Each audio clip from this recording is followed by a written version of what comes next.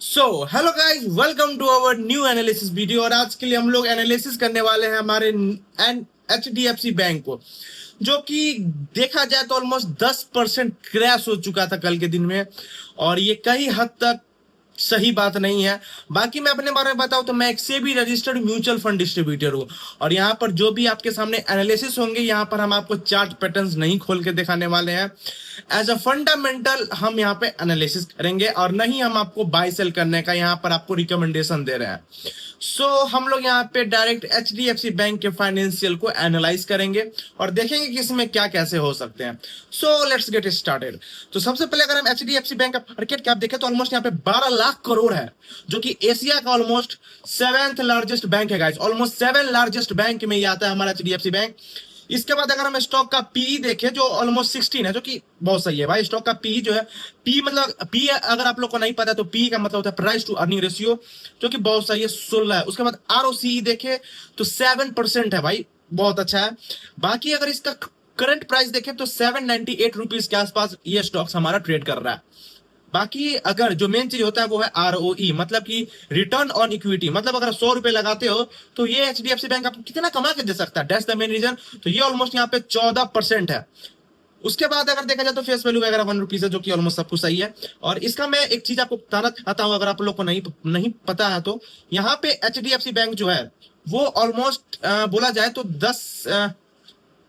5 साल से ऑलमोस्ट 16% का CAGR रिटर्न देते हुए आ रही है। जी हाँ, 16% का कंटिन्यूअस 5 ईयर से CAGR रिटर्न ये देते हुए आ रही है, जो कि ये बहुत सही है भाई। 16% का CAGR रिटर्न, वो भी एक स्टॉक में कंटिन्यूअसली। हाँ गाइस, ये आ चुका है।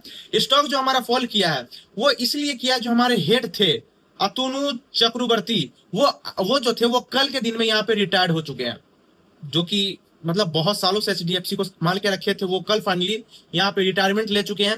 लेकिन उन्होंने जाते जाते एक बात कही है, जिसके कारण यहाँ पे स्टॉक जो है वो ऑलमोस्ट 9 से 10% तक फॉल हो चुका था। इन्होंने कहा है कि share of HDFC bank fall almost 9% above, इतना इतना, because of investors become worried about the bank part time and chairman and independent director. ये तो ये हो गया। चलिए देख लेते हैं कि क्यों ऐसा वो बोले हैं। यहाँ देखो, in this resignation letter he has said that some practice of the bank over last 2 years did not match its personal value and etiquettes। जी हाँ, पर्सनल वैल्यू ऑफ इथिकेट्स यहाँ पे बैंक जो है वो मैच नहीं कर पा रहा है about leadership stability and the governance, जिसके कारण यहाँ पे HDFC बैंक ऑलमोस्ट देख सकते हो 10% तक फॉल कर चुका था। Before the fall, as the 27 Feb 2026, mutual fund owns a huge stake in banks about 300। ये देखो, एक सेकंड, ये देखो तुम लोग, अरे यार, ये चीज देखो तुम लोग, 359 crore worth share.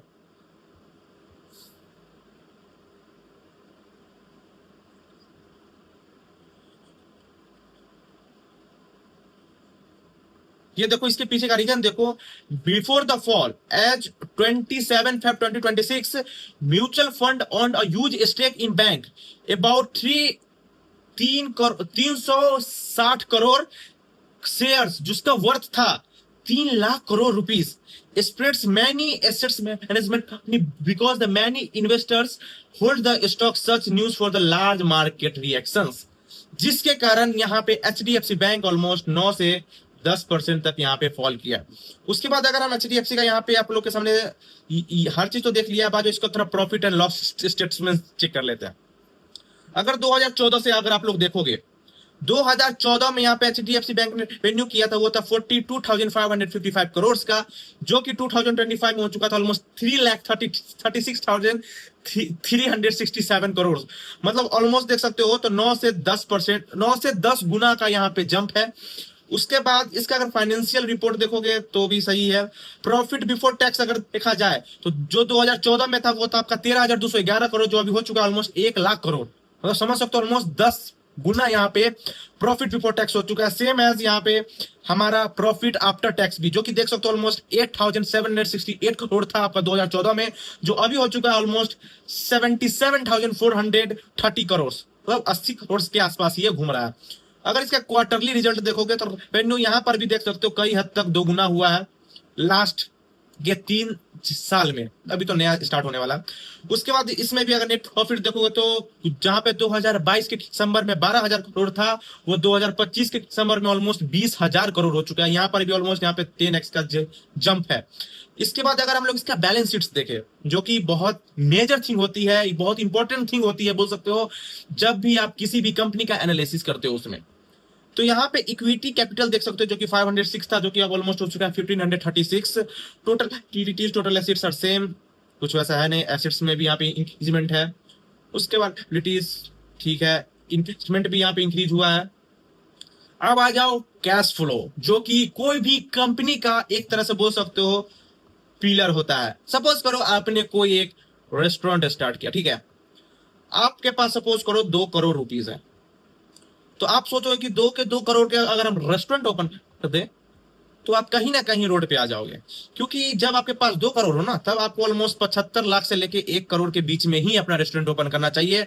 Remaining amount 1 crore जो है वो आपको बैकअप प्लान के लिए रखना चाहिए। जी हाँ, अगर आप 100% अपना कैपिटल झोंक दोगे, देखो कोई भी बिजनेस हो वो चालू करते ही रन नहीं होता है, उसमें 2 साल 3 साल, यहाँ पर अमेजोन को ही देख लो, ऑलमोस्ट इसको 7 ईयर्स लगे इतना आगे बढ़ने में, 7 साल, जिसके कारण अभी, और वो 7 साल तक है कोई प्रॉफिट ही नहीं कमाया था 7 ईयर्स तक। इसलिए बोला जाता है बैकअप प्लान ऑलवेज रेडी रखो।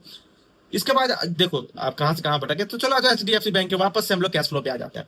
इसका अगर ऑपरेटिंग एक्टिविटीज में देखोगे तो 2014 में था वो कुछ 4,211 करोड़, जो कि ऑलमोस्ट अभी हो चुका है 2025 में 1,27,242 करोड़। समझ सकते हो कितना बड़ा जंप, ऑलमोस्ट यहाँ पे 30x का जंप हुआ है हमारे इस कैश ऑपरेटिंग एक्टिविटी में, कैश फ्लो ऑपरेटिंग एक्टिविटीज में, ऐसा बोल सकते हो। बाकी ये दोनों उतना कुछ मायने रखते नहीं, मेन कोई भी कंपनी का ऑपरेटिंग एक्टिविटी में कैश फ्लो ही देखा जाता है। नेट कैश फ्लो भी यहाँ पे पॉजिटिव में ही है, देख सकते हो नेट कैश फ्लो भी हमारा यहाँ पे पॉजिटिव में है, तो उतना कुछ यहाँ पे दिक्कत वाली बात है नहीं। बाकी देखो यहाँ पर जो भी हम आपके सामने एनालिसिस किए हैं, ये बस एक फंडामेंटल एनालिसिस था, और एक तरह से आपको पता भी लग चुका होगा कि फंडामेंटल एनालिसिस कैसे किया जाता है। और ये जो था ये बस ओपन था, मतलब ऊपर से था, क्योंकि आपको पता है एचडीएफसी बैंक कितना ज्यादा ये अपना ब्रांच ओपन कर रहा है, सारे चीजें अपना ओपन करते हुए आ रहे हैं, तो कुछ ऐसा इसमें कुछ तो दिक्कत होने वाली बात है नहीं। बाकी अगर इन डेप्थ अगर आप लोग को सीखना है कि फाइनेंशियल एनालिसिस कैसे की जाती है, तो आप मुझे कमेंट कर सकते हो, हम इस पे पूरा एक डेडिकेटेड वीडियो बना देंगे। बाकी मैं अपने बारे में बात करूं तो मैं एक सेबी रजिस्टर्ड एमएफडी हो। अब बोलोगे एमएफडी क्या होता है भाई, तो एमएफडी मतलब होता है म्यूचुअल फंड डिस्ट्रीब्यूटर। अगर आप लोग को म्यूचुअल फंड में इन्वेस्टमेंट करना है, जिसमें एचडीएफसी का भी एचडीएफसी एएमसी है, तो एचडीएफसी के काफी सारे फंड है भाई, काफी सारे, लेकिन आपको कंफ्यूज नहीं होनी है, क्योंकि आपके पास हम बैठे हैं भाई, और हम जो है वो आप ही लोग के लिए बैठे हैं। तो आपको सिंपली क्या करना है, आपको इस नंबर पे कांटेक्ट करना है कि भाई मुझे म्यूचुअल फंड में इन्वेस्टमेंट करना है, सो मुझे हेल्प करो। तो हमारी टीम, आप या तो कॉल कर लो, या तो आप नीचे गूगल फॉर्म का लिंक है, आप लोग वहां से भी मुझे इजीली कांटेक्ट कर सकते हो। बस गूगल फॉर्म फिल कर दो और हमारी टीम आपको इजीली रीच आउट कर देगी। ऐसे करके आप लोग आराम से म्यूचुअल फंड में इन्वेस्टमेंट करते हो। आपके रिस्क के अकॉर्डिंग आपको सारी चीजें बताई जाती है, कैसे क्या टॉपअप करना। जैसे अभी वहां पे वॉर कंटिन्यू हो रहा है, तो वॉर में कैसे क्या एसआईपी करे, कौन से फंड में एसआईपी करना है, कैसे करना है, क्यों इसी फंड में क्यों करना है, वॉर, सारी चीजें भाई, क्योंकि आपका पैसा लग रहा है तो आपको रिटर्न तो चाहिए। इसलिए आप लोग मुझे सिंपली इस नंबर पर कॉन्टेक्ट कर लो। अदरवाइज नीचे गूगल फॉर्म का लिंक मिलेगा, आप लोग वहां से भी जाके इसलिए आप गूगल फॉर्म फिल कर दो, हमारी टीम आपसे रीच आउट कर लेगी। बाकी इन्वेस्टमेंट करते रहो और मैं आपको राजा बनाते रहो। जय हिंद, जय भारत।